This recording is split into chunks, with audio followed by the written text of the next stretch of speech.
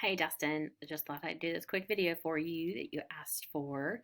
When you're looking at the worksheet, I'll do number one for you. So number one has a circle, and it says, name the arc made by the given angle. Okay, so the given angle, all right, so here's your picture. F into the middle and out.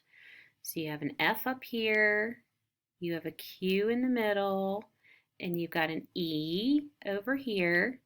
You also have this random point D down here. Okay, so FQE is the angle. Angle FQE. That's your angle. Okay, that's where you would cut the pizza, right? Oop, that didn't turn out well. Let me get rid of that. Back that up. So angle FQE. Now what arc is created? What's the crust of the pizza that's created by this angle? Well, the crust is arc F to E. Oh my gosh, this is so sloppy, Dustin. I'm so sorry. Okay, so arc F to E. F, E. So the arc is the crust of the pizza. Angle FQE is your whole piece of pizza. And they wanted the arc. So that's it. That's the answer to number one. I just gave it to you. Okay, now let's look at number five real quick, because that's like a different section. And so number five, they tell you arc RS. So here's the circle. You got Q in the middle, and you've got the pizza is a bigger piece of pizza down here. There's the S, there's the R, there's a random point T off in the middle. Q is the center.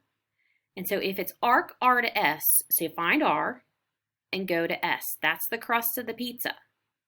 So if that's the arc, what is the angle that is created by it? Well, you can pick from here. You can start at R. You can go RQS. Or you could start at S and call it angle SQR. As long as the Q's in the middle, it can go either way. Okay? All right, so that's that section. Comparing basically the crust of the pizza to the slices of the pizza.